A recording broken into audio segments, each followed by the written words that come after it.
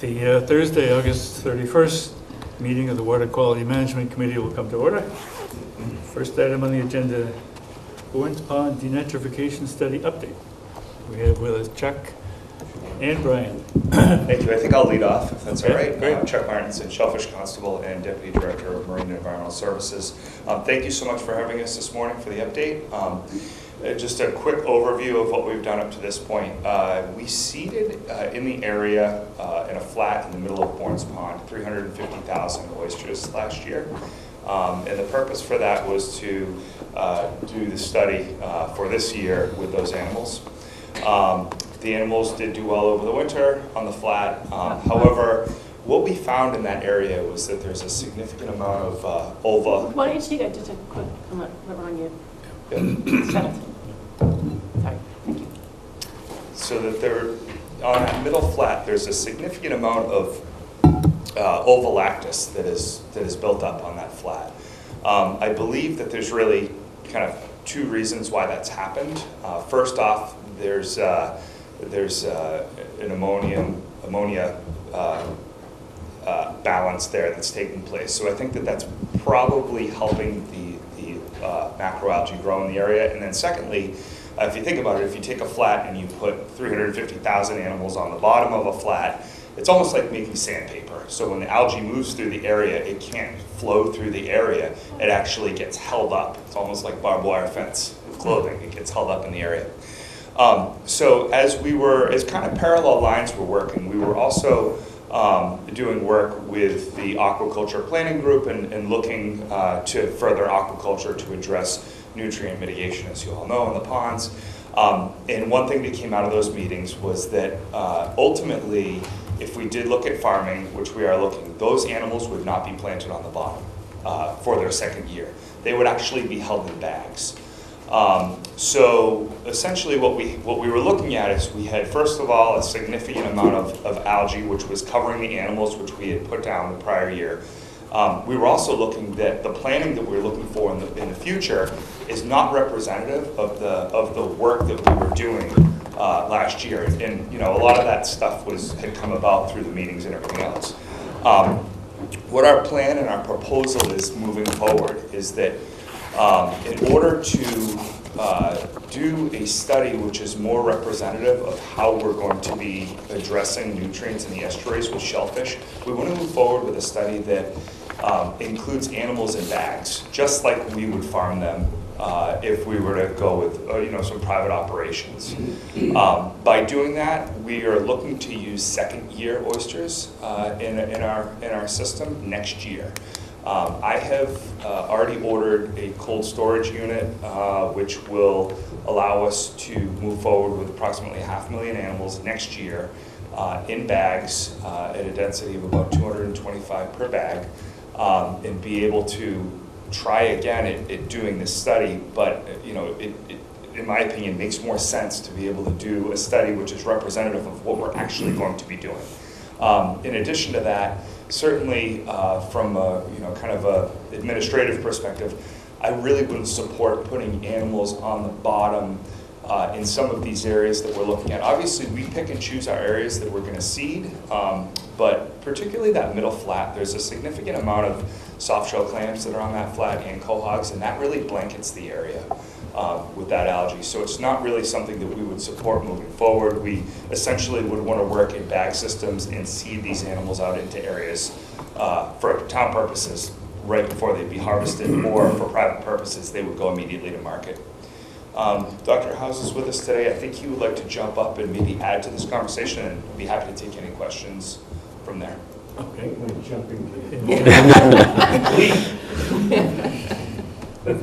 Stroll to the podium. We've never seen him jump before. Yeah, good. We started actually, we were going to do this bottom planting thing, as Chuck said. The oysters were put out the previous year. We went work with the town, we reviewed the sites looked good, everything was a go.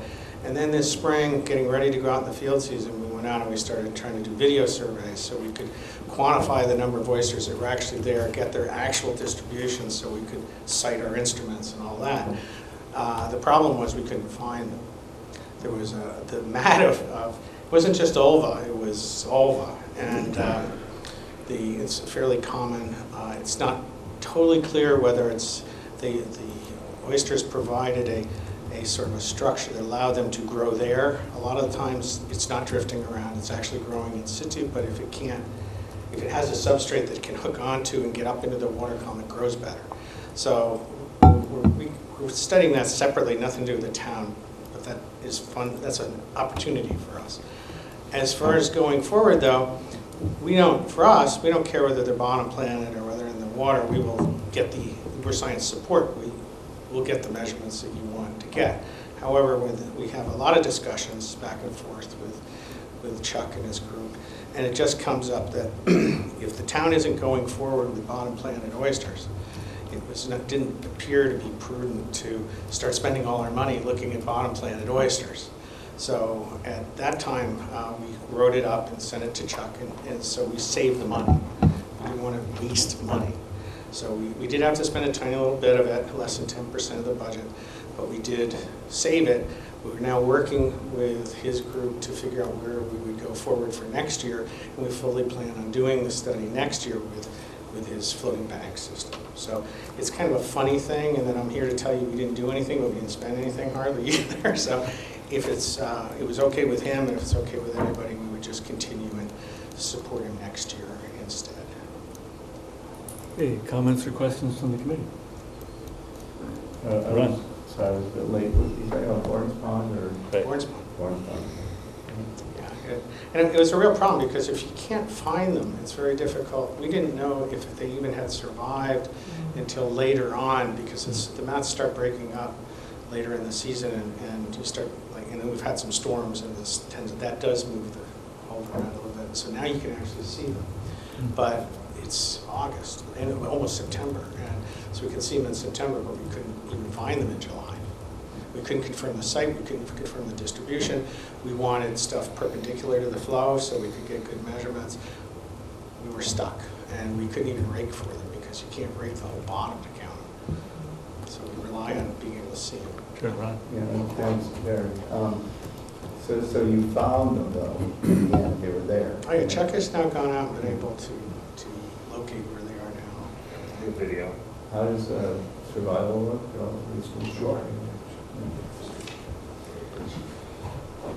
So essentially what we believe happens is it slows the growth down a little bit, but the survival, and I have a video which I'd be happy to show with you later. We did a video from south to north, tremendous survival.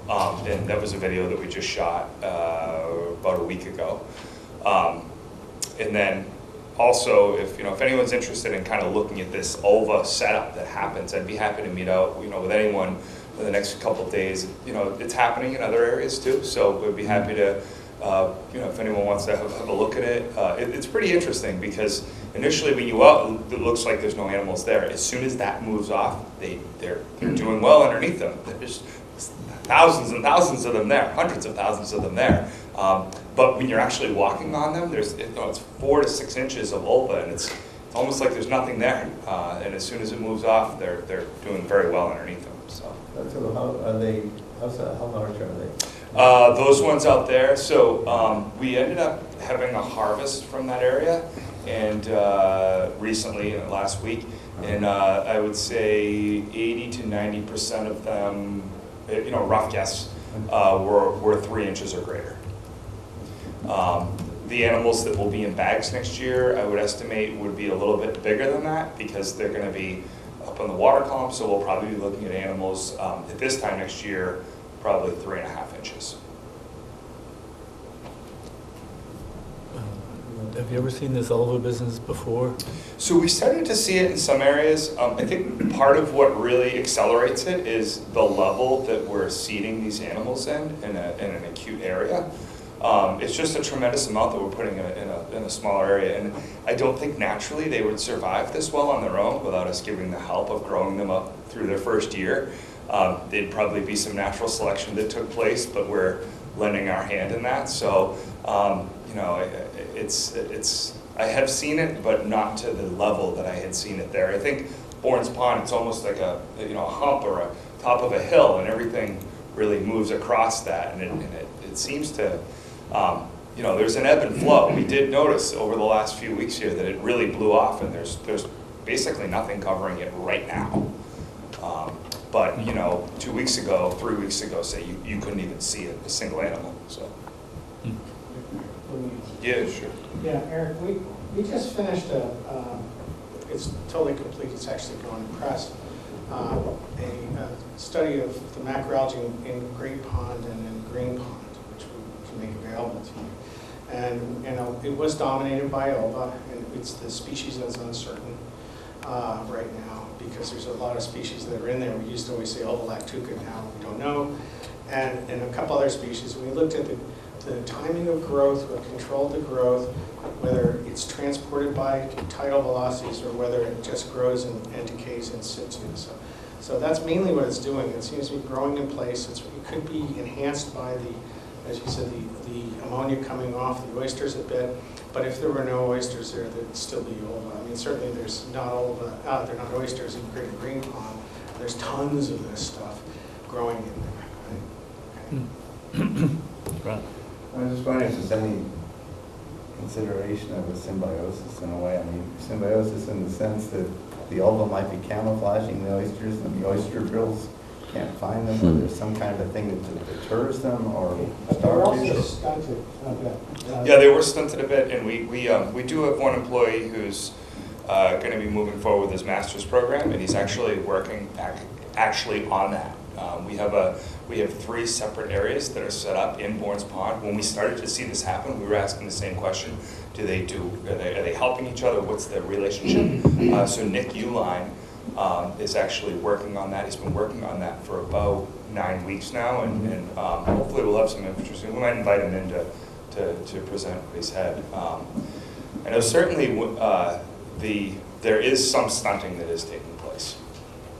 Yeah, well, but 80 to 90% survival Sure. is pretty good. Yeah, absolutely. And Yeah. 3 inches is way above a petite size. Sure. So, I mean, for my purposes of, you know, I kind of have 3 or 4 different balls up in the air. You know, obviously I don't want to go in there and mat an area that has soft shell clams and that sort of stuff. But also, if this stuff, say, opens up in October and the stuff's a bit smaller, it's 3 to 3.5 inches, that stuff is certainly much more valuable to the market than it is being 4 inches in October. So there's also some other factors as well. That size stunting, you know, for the purposes of growing, there's a couple ways to size stunt your animals. You can put them in larger quantities in bags, or this seems to be another way to do it, you know. So, but probably not what we wanted to happen. Put them out with the ova.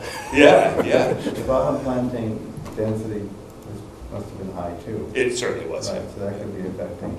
Absolutely. That's a question. Virginia. And So this was originally planned as a 2-year project, and this was to be the first year to see whether bottom planting of oysters had measurable effects that the scientists could lay out for us. And so basically it hasn't happened. And you're going to do it again next year, the same number of oysters, more or less, but in bags. And then you're going to do the measurements that you had originally planned to do. When the town meeting funded this first year, we didn't fund the second year because we were going to find out whether it made any sense. And so I bring that up partly because there is a petition article in just as a contingency. And it sounds like we do not need that. You have the funding for your program for next year. Sure. So Right. it's a great point that you bring up. I'll speak on my end.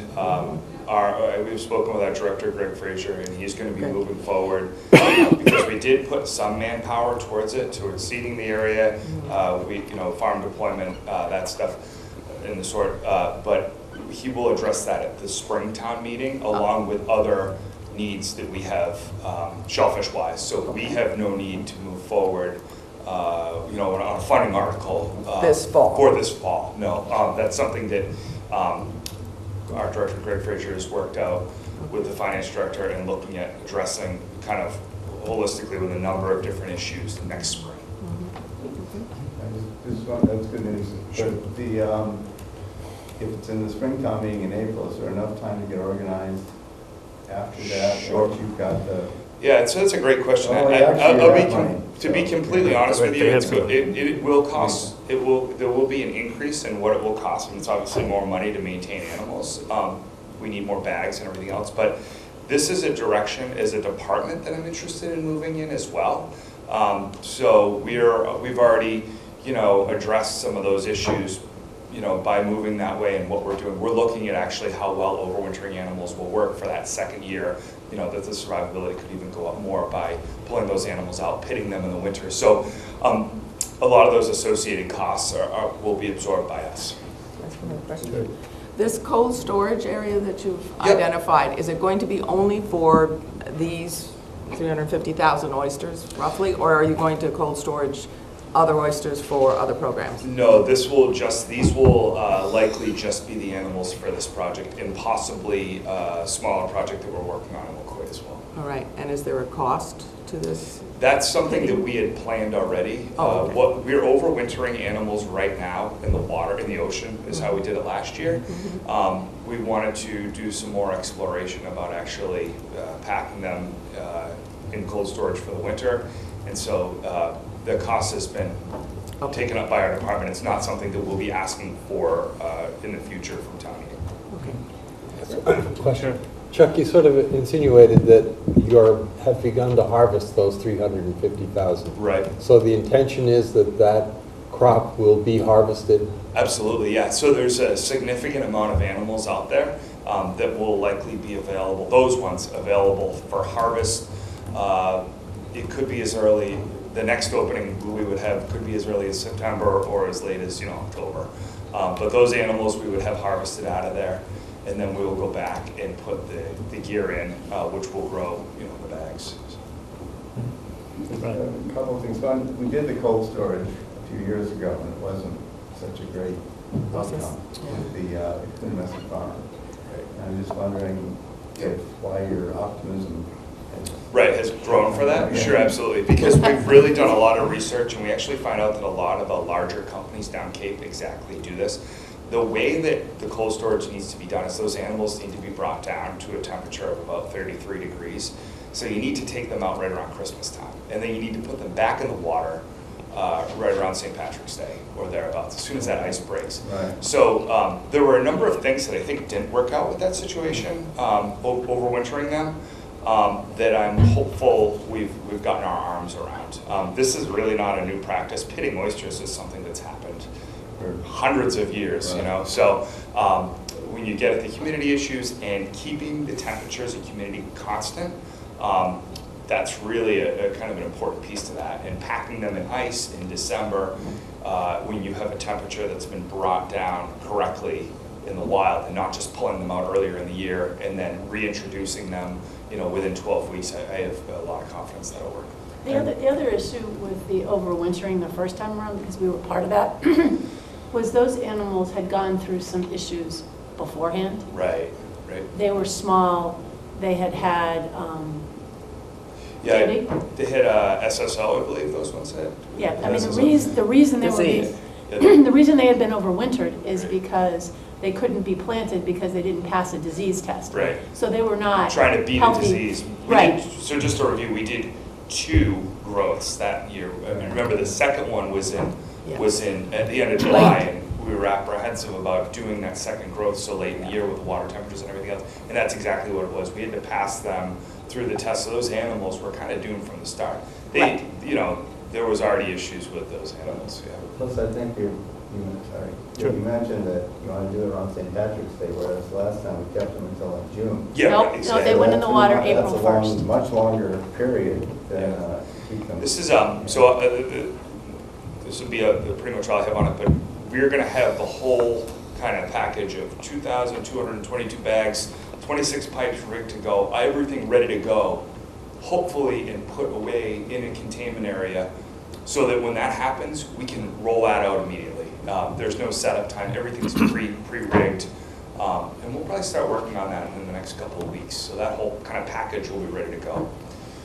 So we're excited. I think it's going to work well. It's something really new, and it obviously will produce a number of wonderful animals for recreational and commercial harvest as well. So. Just another thing, you've done a lot of quail hog planting, right, over you yourself, or decades, or probably taken at least 10 years. But has there been an OLVA situation with the Cohogs? We haven't noticed it as much with the Cohogs. No.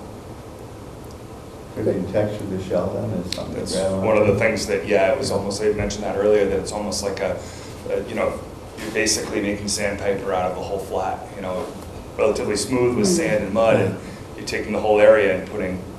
Right, well, plus the shell is. Absolutely, yeah. much more That's true. simple. Sure. Okay. Okay, well, that's an interesting finding. Yes. The same thing happened in West Falmouth. With There was those- the oyster with bed in West Falmouth acted Yeah, like they had asked sandpaper, us that, and, yeah, and, that's- you know, same phenomenon. So I do think that there's a collection of algae because of the oyster shells. You know, cohogs are underneath the surface, so they wouldn't have that same effect. If anyone wants to see it, it's a green pond. I've got an area. It's amazing. You scoop the ulva off, and there's tons of oysters underneath it, and there's not any dead shell there, but it's amazing. So. It is. Any other comments or questions from the committee? If not, Okay. thank you both. Thank you. You learn something that you didn't expect every time you do Yeah. something here. Yeah. For sure. That's right. Yeah. Thank you. All right. Excuse me, for the record, we're joined by Selectman Doug Brown and Legal and Voters member Miriam Cronin. Thank you for coming. Also a couple from the newspapers, 2 newspapers. Excuse me. Orange Pond Inlet Opening and Bridge Replacement Update. We had discussed putting this on the agenda to give the committee an update, and then last week I got a call from the Enterprise, and with a very thorough interview. So it appeared in Friday's paper, more or less, as the update of everything that I would be saying. Basically, we're working through the process with the abutters on their concerns, and there have been 2 meetings. The first one was the formal meeting with the DEP. It's called a site visit, in which all parties attend, and each party presents what we're planning to do, and the abutters raise their questions. And since then, we've been having technical discussions on a sort of staff to technical advisor level to see if we can work through the issues. The only comment that I would sort of disagree with the report in the Enterprise was the word delay. Because the project is continuing to move forward, and it's moving on several tracks. The Corps of Engineers is actively doing its piece, and that's another key permit. The design is still continuing. There are various pieces that are required by the Department of Transportation, and so those little technical efforts are being made. And this conversation with the abutters is something that comes up in many kinds of projects, and you just have to take it a step at a time and work through the process. So that's where we are now. That was my fault. Oh. At a beach committee meeting. You used the word delay. I Okay, did. fair enough. At least we understand the source. Yeah, it's an extra step. It's more work, but it doesn't. It won't change the timeline. And the timeline, as we laid it out, always had this possibility that there would be enough permitting issues, some of which may still be to come, that we might actually be constructing in 2019 instead of 2018. Yeah, you're dealing with people whose first acquaintanceship with this project is when they went to the Conservation Commission, and you know, Yeah. we've been kind of living with it for years and working through the details, and it's fresh and new to them, so you can't blame them for saying, well, what's going on here? Right. Right. And it happens. Yes. But I think the conversations have been useful in bringing them up to speed. Yes. You also have a situation where there's really a lot of technical information. There's a lot of modeling. There's a lot of complicated calculations about sand transport. And so, you know, when a resident is faced with a document like this, we've worked through it, but many residents would find this very daunting. And so they have to hire a technical expert, and then that expert has to take time to read it, and so on. So all in all, we're just going to continue to work through the process. Any other comments or questions? Steve? I gathered from the Enterprise article that you feel the abutters are in good faith, that they are legitimately didn't know these technical issues, and once they become educated on them, they won't object, as opposed to the hypothetical possibility of non-good faith abutters who just don't want any change and will continue to grab at any available technical issue to delay it as long as possible. Is that correct? I think that's a fair assessment with one caveat. I believe they are acting in good faith. We met the three principals at the conservation hearing, and there were actually conversations held with them in conjunction while the conservation hearing was still open. But technical information they have to have somebody else review that. I believe they're sincere. How long it's going to take their consultants to get to a point of agreeing, that part I'm not sure yet. It's a conflict of interest for the consultant. Yes? It's always true. And who the consultant is, I guess. Hey, Right. doesn't matter. Right. But, no, I'm just wondering, I mean, it's a good point, because they have also engaged a lawyer. Well, So, exactly. According to the Enterprise. Yes, Thank you, that's right. Enterprise. Yep. But if they have, then they're definitely, we've been through local community activity in town of late that Mhm. was in a similar vein, that tended to be successful in going against the town's interests. So, so I think, I don't know what they're being very conscientious, at least in terms of their viewpoint Right. and how to go forward. So it's important to keep that in mind, is what Steve was saying. Right. Well, ultimately, there's one of two outcomes. There will either be an agreement on the details that the abutters are concerned about, and that will come as an amendment to the Conservation Commission's order of conditions. Or if we can't reach that point, then the DEP, which has jurisdiction over this process at this point, will issue its own decision, which is called a superseding order of conditions. And one way or the other, that will move us to the next stage in this permitting process. Right. So I think that's all we can say at this point. All right. Can I ask you a question about that? Sure. Yeah, you want to go to the microphone so that the nationwide TV audience can hear you? Hi, Doug Brown. I hadn't followed this really as closely as I thought, because I just recently realized that it was going to be the east side of the inlet that was going to be moved. Always. And could you just tell me what the thinking was?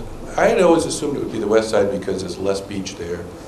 The reason for it being on the east side is that on the west side, there is a plover nesting identified area. And so Natural Heritage would not want us moving towards that nesting area. So the east side was selected as that was the driving technical concern from a permitting process.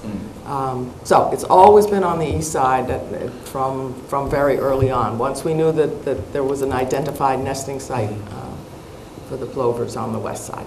So that may hinder future beach nourishment there too, I guess. Huh? No, the beach nourishment is not hindered by this expansion in any way. There will, Okay. the town has permitted nourishment on both sides on the beach. Mm-hmm. So there's a defined area.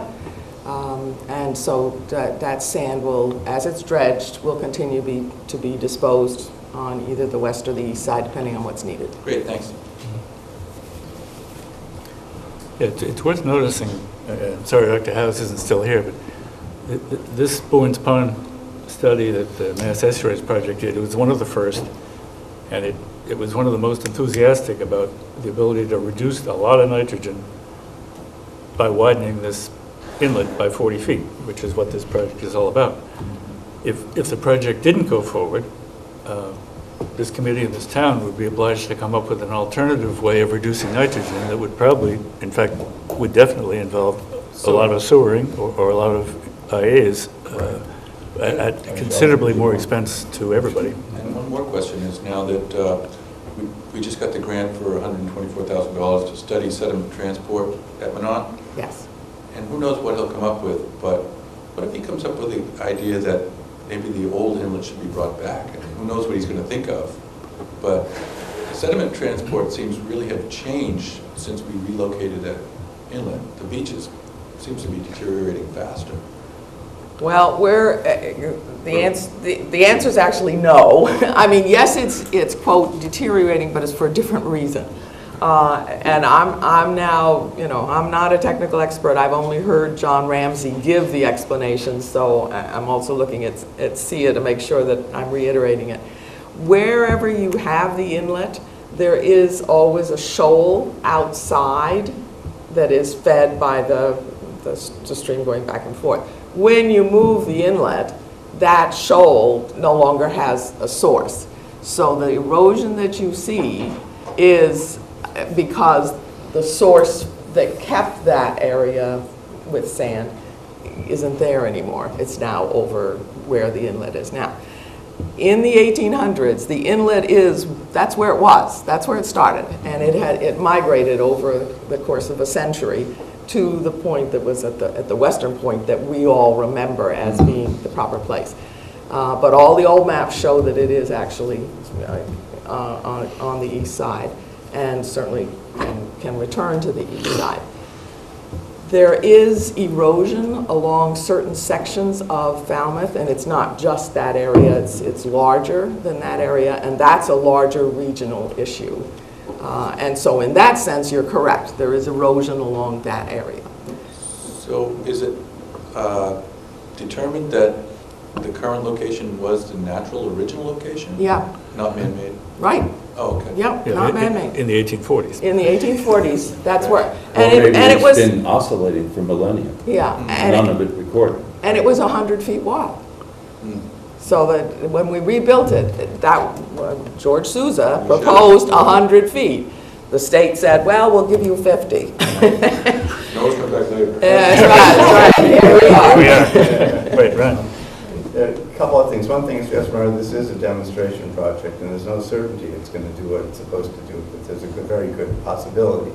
One thing that Ken Foreman raised at one of our earlier meetings a while back was that sediment transport that you're talking about is not necessarily just sand. It could be that the plankton in the sound, more of it will migrate into a quiet area and then may settle. So he was concerned that the net effect could be to some extent a greater amount of organic matter settling in just because it's moving around the sound, and then it comes into a very quiet spot and it could settle, and then we could have a bit of a buildup with that. But that's one of those things that will be studied as part of the process, but that's another sediment transport issue, but not exactly bottom, not sand. Okay? Right. It's living matter. So it's something else that it'll be looked at. Okay. Any further questions or comments? Okay. Third item, we're now going to move from Boynes Pond to Megansett. The draft scenario for achieving TMDL compliance in Megansett Harbor watershed. This, for the audience present and watching, this committee has 15 estuaries to be concerned about in the town of Falmouth. And we're looking at each one of them with an eye toward what's the most practical way to reduce the nitrogen to the level it needs to get to for that water body to be healthy. So we've looked at a number of them in the past. We have not looked at Megansett in the past because Megansett didn't have a TMDL for a long time, but Still Didn't doesn't. even have an MEP report. it Yes, didn't even right. have an MEP report because the town of Bourne was reluctant to participate in that process. But in any event, we have enough information now to at least take a stab at what could be done in Megansett to improve the water quality there to the level it ought to be at. So here's what we know about Megansett. Right, and this is a draft, and the idea is to synthesize what is now codified in a final Mass Estuaries Project report for Megansett, and use it as a starting point for the committee to brainstorm potential scenarios, options for meeting the TMDL. So this isn't being presented as a final, it's really presented as a starting point for discussion. So, you know, it's a stab at, you have to start somewhere, and so this is what we're doing. And I was reminiscing about when we used to meet at the school committee back at the administration building, and some of the members may recall having gone through the West Coast and then the South Coast, and so this is a little bit of revisiting, going through the estuaries and looking at what we could do based on some years of experience with other options. So this is Megansett. It's an aerial view. Let me see, I'm going to grab the point. I'm going to grab the pointer. If I can find it, sorry. Squatigue Harbor, Amarita, which is a cool area.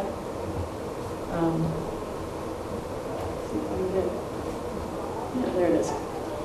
All right. Highway, Amarita Island. I'm going to see if I can, I believe from the aerial, that's where the yacht club and the dock is. That's the jetty. Yep. That's the jetty. And that's yes. the jetty. So the yacht club comes Is- in. That's right. Yep, the yacht club comes in here. So it's a really popular boat basin. They have a yacht club there.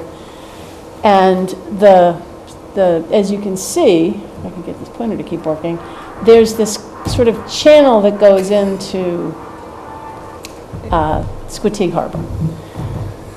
That's the aerial. And then we've got the watershed shown in MVP. And this gives you sort of a better look. As you can see from the aerial, there's this island, right? So then if you take it to the, sort of a semi-GIS map. Is that the border between Falmouth and Bourne? Straight line? That straight line. This that's correct. straight line is the border between Falmouth and Bourne, and this line is the watershed line. And these are the nitrogen sources that go into this water body, which is Megansett Harbor. And just for context, this is Rands and Fiddlers. So as you start heading down, and this is Wild Harbor, so you start heading down the west coast of Falmouth, Megansett is the first estuary we have, and it's also shared, as you can see, with Bourne. And so with that sort of picture in your head, this is a close-up that shows where the monitoring stations are, and the Sentinel station. There's Squatigue. This is, again, in Bourne. The line is sort of like here. The watershed is sort of around, I'm kind of semi-drying the watershed. Actually, it's more like this, because it goes up that way. Right. But there's a monitoring station here, here, here, out closer into the bay, and then this was considered from all of the hydrodynamic modeling to be a good spot to get a temperature, if you will, for the nitrogen concentrations in the harbor. So what do we have by the numbers? We have about 1,500 kilograms a year that have to be removed. And the Cape Cod Commission, as part of their MVP work, we would, of course, when we got into more definitive planning, want to review this, gives an allocation of responsibility for the nitrogen, 61% to Falmouth, 39 to Bourne. I would have called it 60-40. This is the Cape Cod Commission and their precision. Is that constant over the three subgroups? No, it is not. That is a very good point. Steve, you're always there with the refinement that is significant and important. Squatigue Harbor is Bourne. And Megansett Harbor and Megansett Channel are more of Falmouth. But from a regulatory perspective, the overall is 60/40. So if you were just paying money, it's not like they would say Squetique Harbor, unless we argued it. Like right now, the thinking is it's one watershed. They don't allocate by sub-watershed, but we could think about that in the future. Right now, it's a 60/40. Falmouth's got to take 60 and Bourne's got to take 40.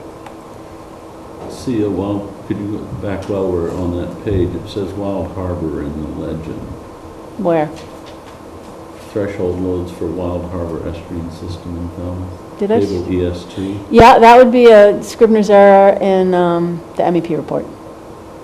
I just cut and pasted this. Okay, But that's a good catch. That's a very good. But if you look at it, says Megansett Harbor, Megansett yeah, Harbor. oh, I know the rest of it's Yeah. fine. But Yeah, you have to keep rolling over rocks, over there to find out what's underneath them.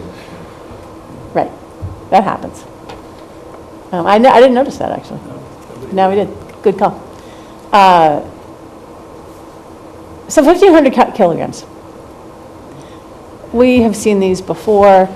I think a noteworthy addition that we don't see in all of the pie charts that we wish were bar charts is the landfill, right? So what is this landfill? And we're going to get into that, but the controllable load is mostly septic systems, fertilizer, stormwater, and in this particular case, this phenomenon of a landfill. And it's from Joint Base Cape Cod. And again, sort of to Steve's point, Megansett Harbor has a total, which is sort of minimizes the effect of that landfill. But if you look at the Squetique Harbor, which is one of the sub-watersheds, that landfill becomes a significant source. Is that landfill capped now? This is Joint Base Cape Cod. What is it capped now? It's capped and it's been remediated, in fact. That's a Yes. very good point. And we're going to get to that in a couple minutes. So that's a third contributor to the 3961. That's the Fed. Yeah. But it only helps Bourne. it's in Bourne. It's part of Bourne. No, but he's But saying it's the affecting cost one share- of these groups that until you refine it further, we have a certain percent responsibility for. Right. You could look at it that way, or you could look at it as, no? What do you think? I don't agree with Steve. Go ahead. Right, what I was going to say is that if you look at into which watersheds, before we get into this, let's do this. Since it's come up. There you go. There's a landfill source from Joint Base Cape Cod. MEP estimated it to be 860 kilograms a year and has been remediated. It was part of the cleanup. And the thinking, our thinking could be that that should just be removed from the loading because it's not there anymore. I mean, they put. Or it won't be when the end of the plume gets down. Yeah, that's my question. Isn't there a tail that's still coming for a while after they cap it? Not because, well, Not much of a tail. Not much of a They not only capped the landfill, that's one of the first things they did, but the second is they went downstream tracking the landfill plume Right. and installed extraction wells. Oh. And treated. To bring up the plume so that it didn't continue to migrate. Did they get every bit? No, I don't think so. I think there was a small piece that had finally, gotten into residential areas where having an extraction system was not going to be feasible. And so they just looked at making sure that everybody was on town water, the same sort of process we went through with the Schumer plume. So there probably is a small amount, but it's nowhere near 800. So it's kilograms. functionally irrelevant. It's but functionally- the numbers need to be fixed. That's right. well, and that takes us here. So if we were to take this 1,400 kilograms and take 61% of it, which is Falmouth's share, we've got about 894. The phenomenon of Joint Base Cape Cod is that it's going into the Squetique Harbor sub-watershed, which makes it Bourne's Irrelevant. contribution It makes the boards irrelevant. Boards, and gives them credit. boards credit. So Bourne doesn't have to do anything, which is perfect for Wayland, Except that it exceeds their amount. if it's 100%. But it's all the more They'll reason to sell us look the at these credit. percentages by sub-watershed. Or else. Or look at the fact that we've got, you know, our 2 watersheds and it's going to be about 894 kilograms. Yeah. So it's a reasonable number. It's a good planning number. Call it 900 kilograms. And how do you get there? I think the real point of this exercise is to understand, can some of our non-traditional alternatives do the job? That's, I think, a first-order consideration for us at this point. Knowing what we know now about technology and uptake for shellfish and all of these demonstrations that we've been doing over the years, what happens? Well, this is one, you know, this is a spreadsheet. We can obviously change assumptions and numbers, but as a starting point, if we take the fertilizer and stormwater contributions, we get on the order of, you know, 370 kilograms. If we take shellfish, and this was based partially on the aquaculture plan and partially on not including denitrification, for a starting point, a rational amount of shellfish, 3 million, 1.5 million oysters, 1.5 million quahogs, you get on the order of 400 kilograms. You're left with 100 or so kilograms to deal with innovative alternative septic systems. And so how many systems is that? It's 24. That's not a crazy number. We've put that many in West Falmouth.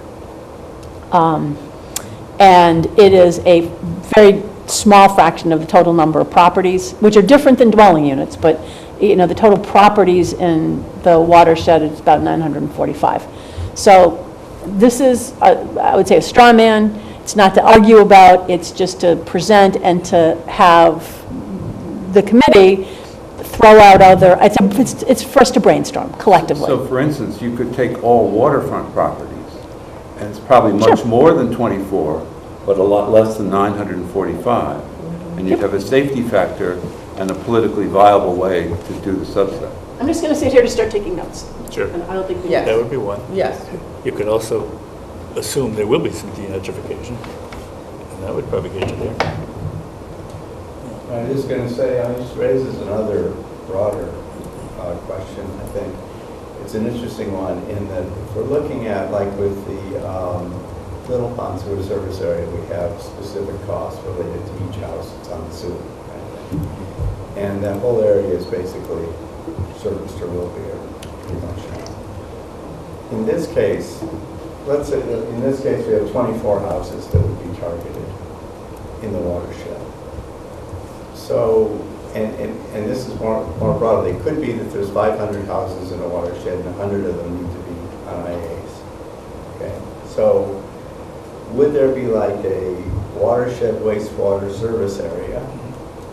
And if there are 500 houses, would all 500 share in the incremental cost of the 100 that would be in private homes? I mean, because then you look, it's again, brainstorming. It's trying to think of not putting the burden on just the few that are there, but maybe there's a way of sharing it somehow. Of course, everyone else has a Title V, presumably, and therefore the Title V will need to be maintained and maybe leach fields replaced at times and different things. So it's not so simple. But the thing is that if you do have that, and that is the way you're working on it, then not to put the major burden on them. I mean, in the West Falmouth case, there was a subsidy given, $10,000 per house, which came out of a grant, but could have come out of the public resource, basically, which means the whole town. We assume that each estuary or impacted water body is a public resource, that if we fix it or improve it, it improves the value of Falmouth overall, basically, is a way of thinking of it. But it's just a way of thinking about this so that it isn't that, you know, maybe the waterfront, you know, there's a way of thinking of it not just as you bear the cost because you're designated as the household that needs to have an impact. mean, I could envision using the West Falmouth model. This is of a scale where we could Yeah. give an incentive to the people that are right on the waterfront Yeah. and say, you know, we can get the best bang for our buck if we approach this way. We're really looking for volunteers, and here's the incentive to do it. I can see us getting the 24 without a great deal of It's trouble. such a small number. I Yeah, agree. it's, Yeah, the other thing I'm thinking though is do a volumetric ranking. For instance, you've got Royal McGanset Nursing Home right there, which I'm sure is a major source of nitrogen. Very A couple hundred yards from the shore, and we could do a ranking based on volume and proximity to the shore and come up with what I would call the low-hanging fruit, to coin a phrase, and move forward from there also. And I think you could probably do it with less than 24 units. Well, when you think about Royal Yeah, McGanson, it would be It interesting. is 24, you're trying to say.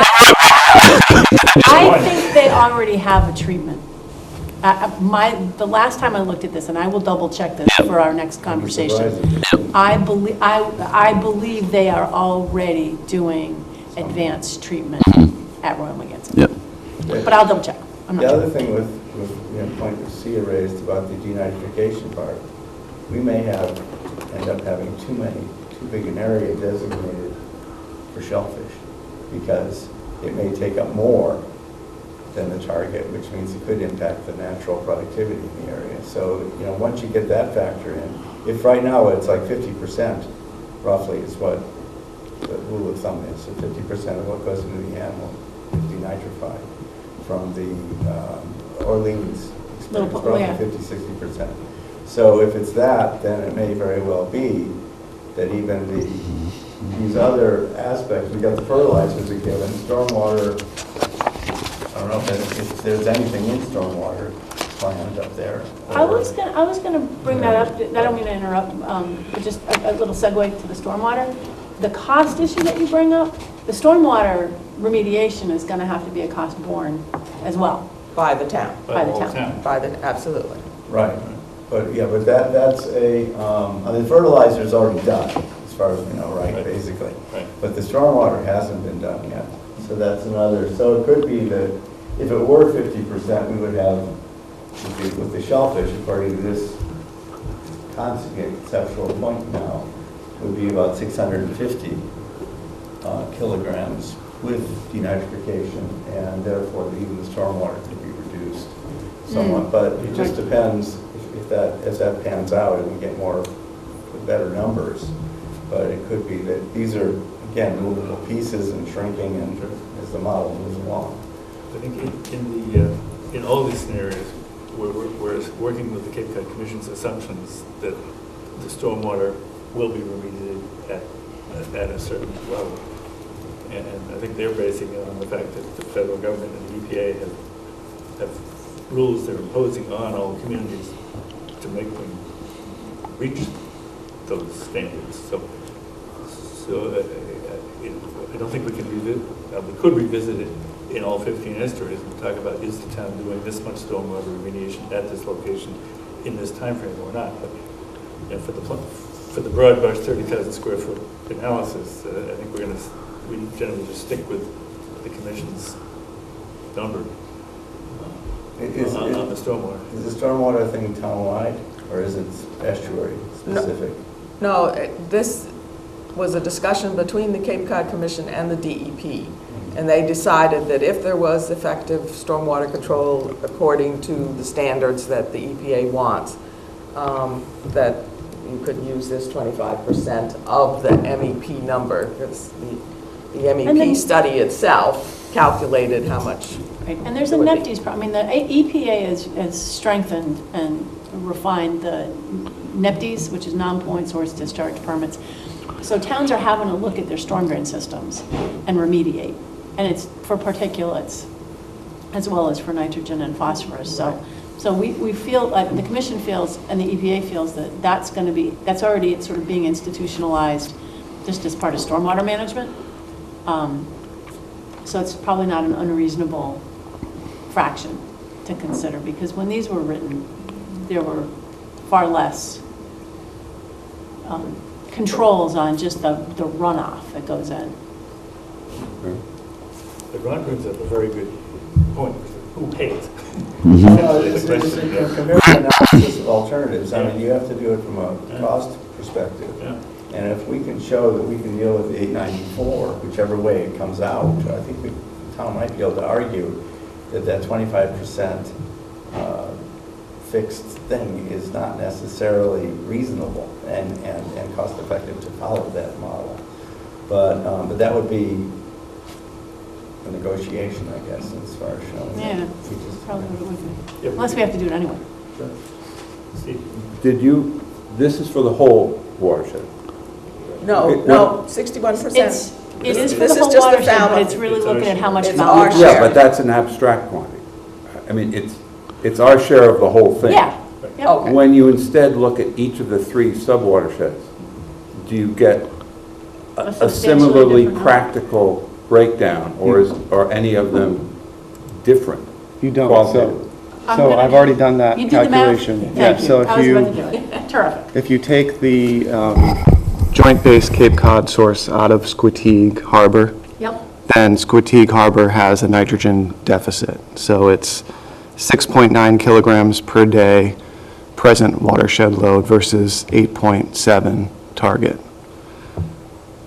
So it helps in Squatigue and Yes. which is mostly Bourne, as you said, and puts them in the negative. Yeah. But it I mean, keeps we don't our- have to do it now, but somebody needs to sit in a quiet place and do it for all 3. The numbers are the And same, then I for- think is what he's saying. It doesn't help Because us. I think that they're qualitatively different. I mean, some are much more on the exposed part of the bay, and some are right around Squatigue, and it's just almost like 3 different watersheds. Where do you get 3? Are you making this your third? I don't know, off of an earlier slide. No. Magansett Channel, the harbor and the channel were separate for some Yeah. reason. Yeah. Yeah, can No. we go back? I can take the quitter, but I can't take the advance. Well, if Virginia's right, and there are only 2, then I just See. see harbor, channel, harbor. Well, but that's both Falmouth. Look down at where it says responsibility. There are only 2 watersheds. No, those aren't watersheds. No, Those that's, are abstract percentages of all 3 sub-watersheds. right. Yeah. It's complicated.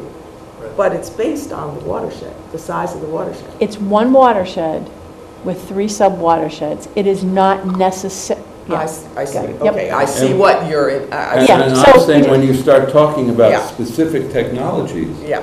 some are going to be, just without knowing anything about it, because I sailed in there once, the odds are that in one of the sub-watersheds, some technology will be way less appropriate than in one of the other sub-watersheds. Okay, got it. Just the way things go. What needs to really happen is the hydrodynamic model needs to get rerun. If you remove the source, that source from Squatigue Harbor, we need to rerun the model and see what that means for the targets in the harbor and the channel. Yes. Then that's not like me sitting in a quiet place. That's the model running itself for 3 weeks in a quiet place. Matt? So yeah, while this table is back up, I'd just like to leave the committee with some food for thought. So if we put, we're taking the difference between the present watershed load and the target Yep. threshold load, Right. right? You get a difference of 4. If you put a 10% error on each of those numbers, and you propagate that error using standard error propagation techniques, the error on that 1466 kilograms per year number is 1,551 kilograms per year. So the amount that we need to remove is either 3,000 kilograms per year or nothing. Or nothing. And this is true. And that's of 10%, all of- that's a conservative Yeah. error Yeah. for Right. these. So that's why we always say that these are planning numbers. It's to focus on a particular watershed and look at what's possible or reasonable and what isn't. And what's clear from this message is we don't need sewers in this Magansett area. It can be handled with other techniques. But when we talk about 24 homes, it could be 50, it could be 0, just think That's about, Yeah. That's right. Well, That's right. Well, but just from a regulatory perspective, that's the number. From a science perspective, it's a different thing, but when we come up with our planning documents and our implementation strategies and all the stuff we do Right. here, But at the end of the day, we want it to work, right? Yeah. We want the estuary to be healthy, and so. And that's why shellfish make more sense than not making sense, because they do stuff that you don't necessarily quantify in terms of nitrogen removal. I think before going much further, though, I think the cost of this may be relatively low, but I'm not sure exactly how much it would be. But if the base has been curtailed, the flow, go out and do new monitoring and see how that percentage breaks down, because we need some ground truthing of that. It may not be that it's all Squatigue that is affected by this kind of thing. It may be that the mixing and everything else actually drops the whole system, and that it may not just be a plus for Bourne because of the way it's drawn up. It may be that the flow, the mixing and everything else may change those numbers. We should reduce them. Do you remember when we reviewed? Steve. Okay, go ahead. I agree with what Ron just said, but also want to point out that it seems to me the critical path is the political path, is the dealing with Bourne and so on. And so even though we know such a small amount now, as shown by Matt, wouldn't it make sense to get them involved at some level and sort of show that we're doing something and we have some ideas? And if they don't get on the bandwagon, we're going to be so far ahead of them that they won't be able to mount a very good argument at the Cape Cod Commission or wherever this negotiation is educated.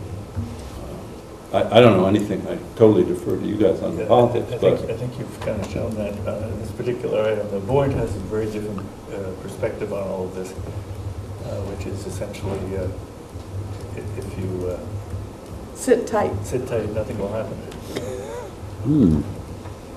Oh, okay. In other words, if you don't spend Very money, narrow boundaries.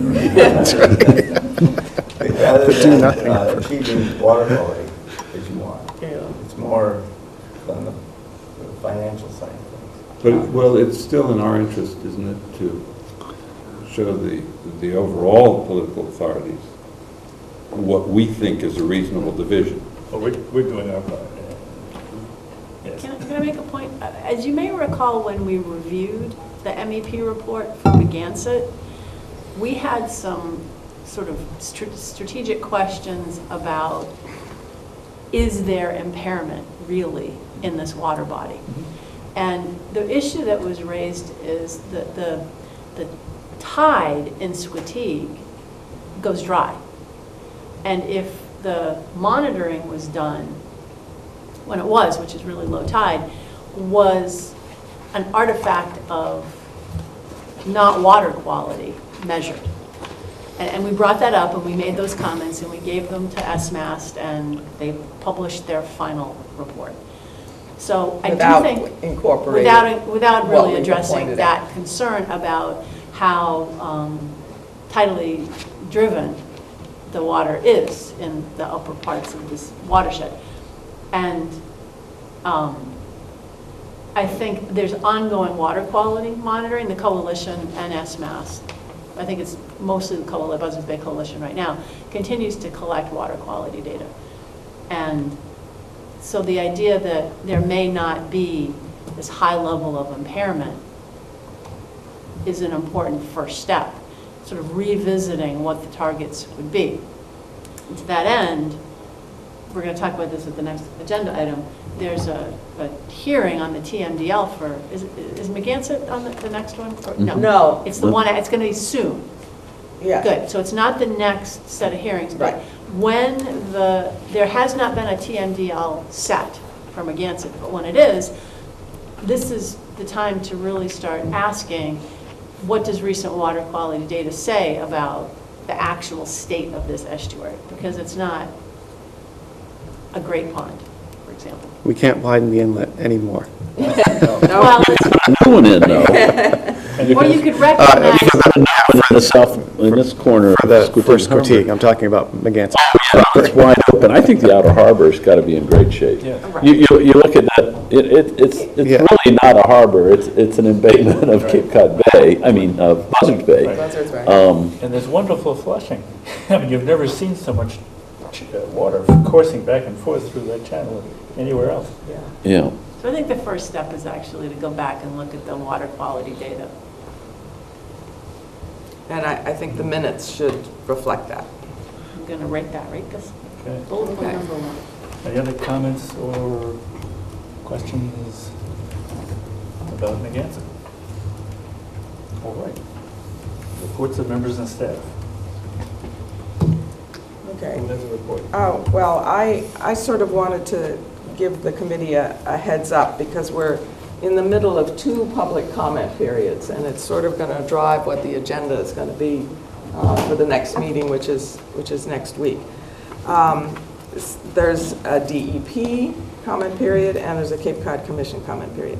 The Mass DEP comment period has to do specifically with the draft TMDLs, the total maximum daily load, setting those TMDLs for 3 different estuaries, and they're all on this Buzzards Bay side. So it's going to be Wild Harbor, Fiddler's Cove, and Rand's Canal, which they put together. The Cape Cod Commission separates them, and Quistit Harbor.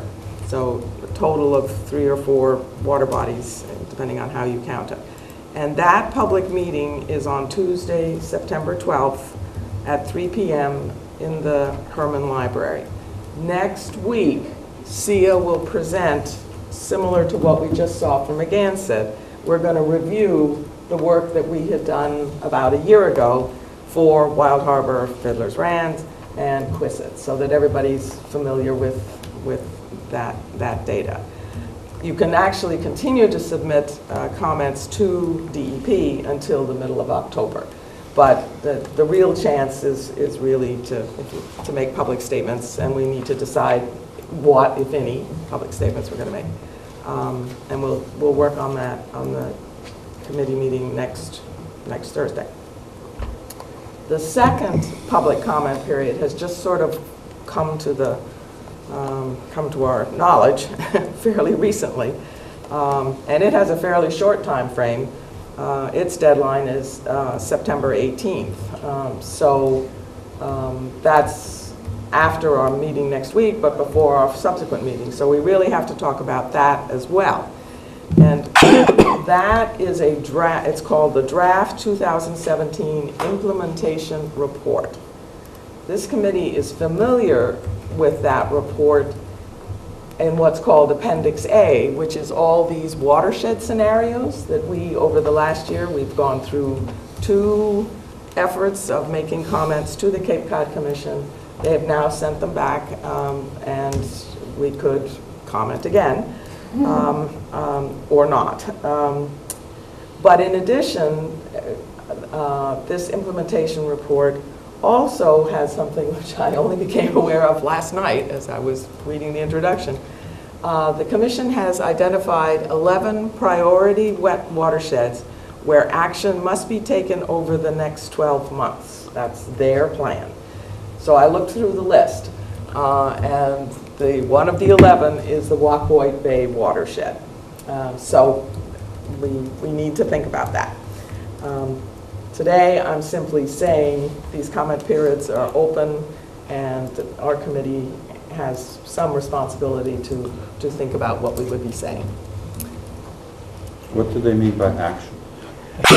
Very good question. I think the minimum action will be to have the town agree to that bottom line where it says responsibility.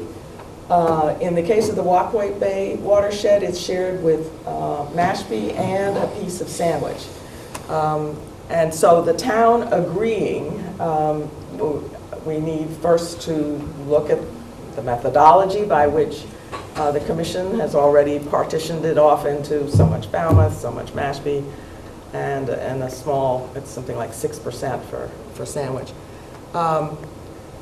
that's first to sort of absorb the information. And the second is that there will ultimately be a document that the selectmen will have to sign. I'm used to calling them intermunicipal agreements, but it's something like that. And the technical language is actually being worked out by a subcommittee of the DEP at this point. That's as much as I know right now, but I think that's what the minimum amount of action that would be required is who's responsible for how much.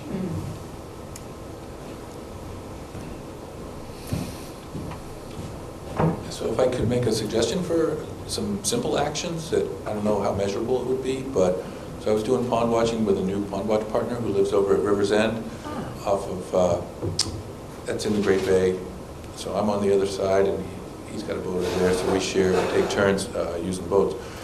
So at the end of River's End Road, there's an old boat landing, which is not really usable as a boat landing, but they still use it to access from the neighborhood.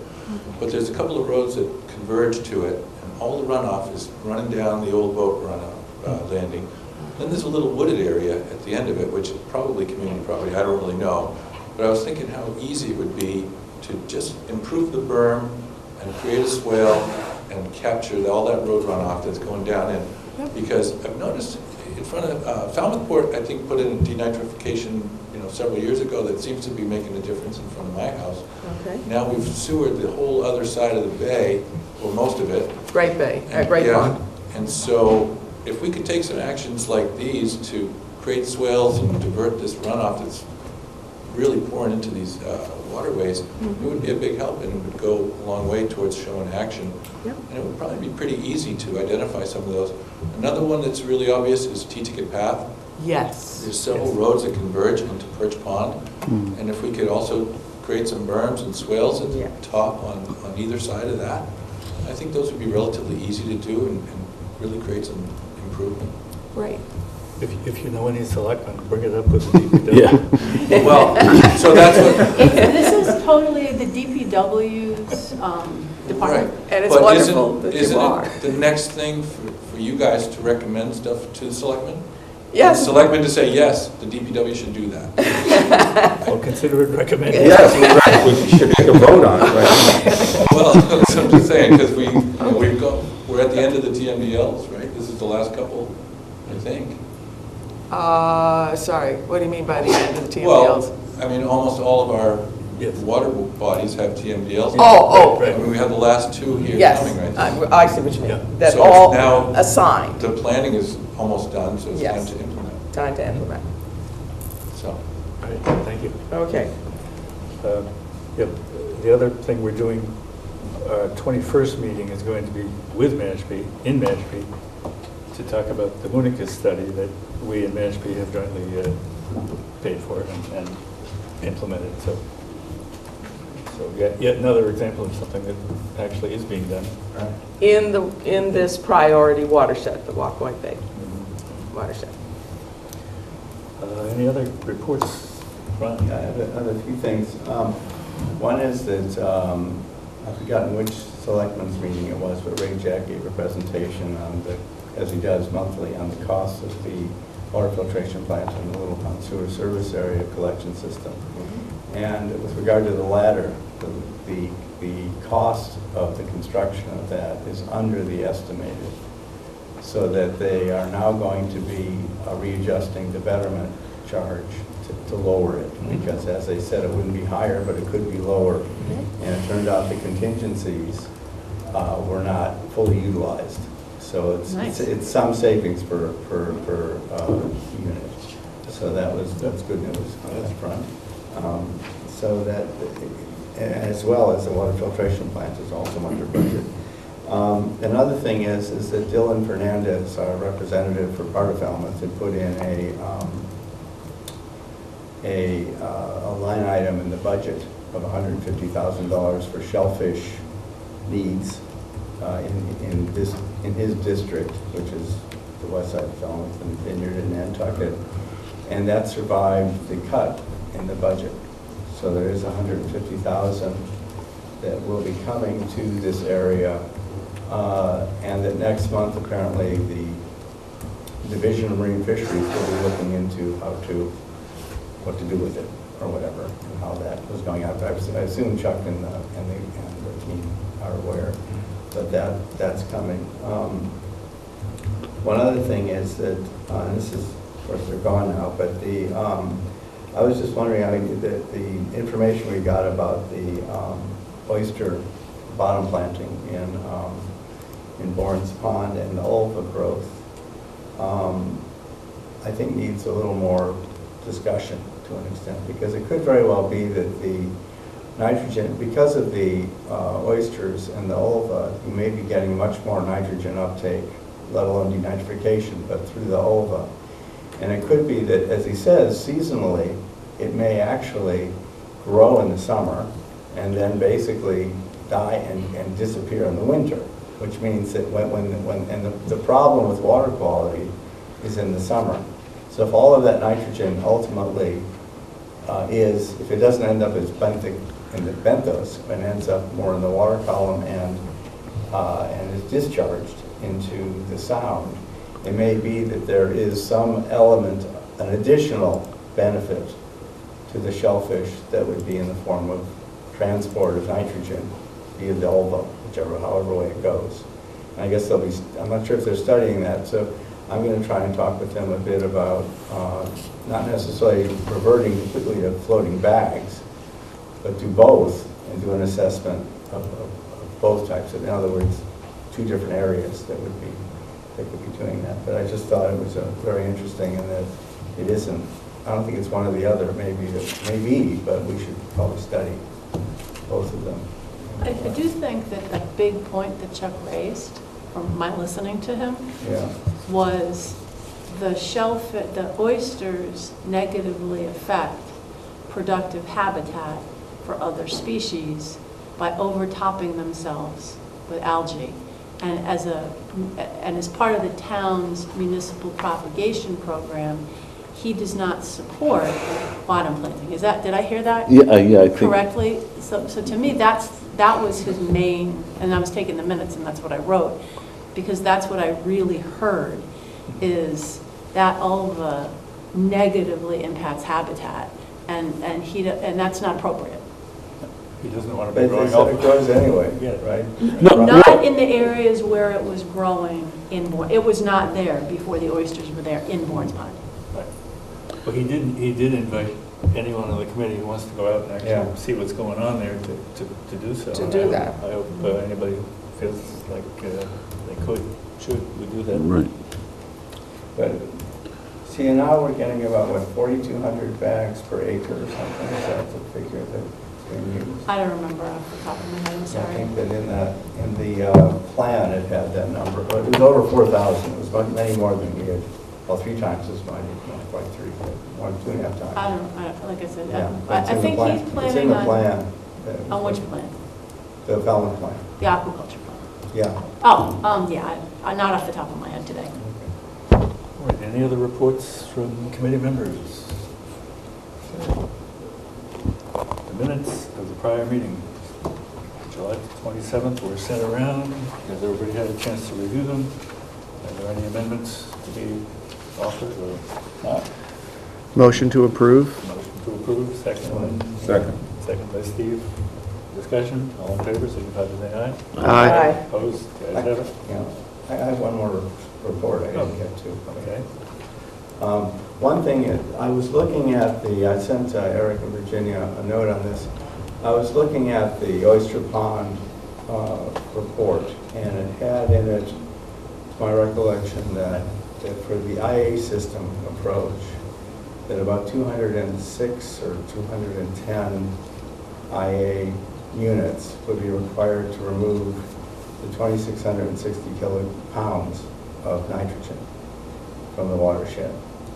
And then I looked at the CWMP that Wright Pierce also produced, and they said there were only 169 properties in the area, and that the 2,660 pounds is the current load without build-out.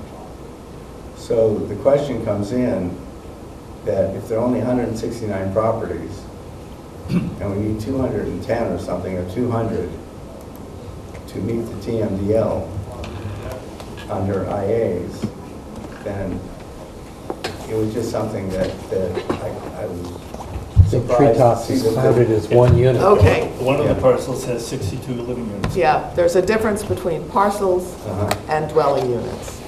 So treetops is one parcel, but it's 62 dwelling units. So that's why these numbers, actually, what you need to focus on is dwelling units. And so there isn't an error there. You're confusing parcels, which is a smaller number, than the actual number of dwelling units. So they're using treetops as one. If you're counting parcels, Yeah. if you're making a factual statement, then Thank you, Matt. there's 163 municipal Dwelling parcels and, I'm sorry, residential parcels and 3 additional municipal parcels. Right. But in terms of dwelling units, the number is much higher because, for example, one parcel is treetops, and that's got 62 dwelling units in it. All right. So I don't think we need to thrash that out now. Okay, no, I know, it was just, I can see why it would catch your eye, but in fact, it's because they're measuring two different things. But in terms of scheduling, we're going to go back to our normal twice a month, first and third Thursday. That would be the 7th and the 21st. Unless there's some great objection, I think we probably want to go back to our 3:30 instead of 8:30. Yes. Or not, up to you, up to the committee. maybe the second Thursday. Actually, the 21st is going to have to be in the evening because it's in Mashpee. It's in with Mashpee. Mashpee. And I believe it's at 7 o'clock. The 7th could continue to be at 8:30 if it's But in the sailing- town hall in Mashpee? Yeah. If the sailing, okay, you want to do that then, 8:30 for the 7th, but then...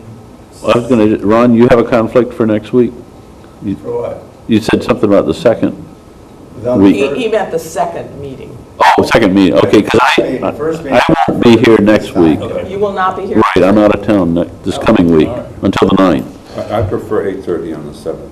Okay, 8:30 on the 7th it is. And we can, and whatever time it is, on the 7 o'clock on the. Yeah, the 21st And in after that- Mashpee. I think it's at 7. Okay, 7? Well, we'll need to double check. I thought 7:30. Oh, okay. well, we'll get the word around it. It's not in the morning anyway, Yeah, Yes. so... okay. And you'll let us know. I will You let always do. I always do. Once I know, you know. Well, Matt's not here to make an adjournment motion, but if anybody else would like to, we'd be happy. So I'll move. All right. Second. Moved by Tom, second by Steve. Discussion, all in favor, signify by saying aye. Aye.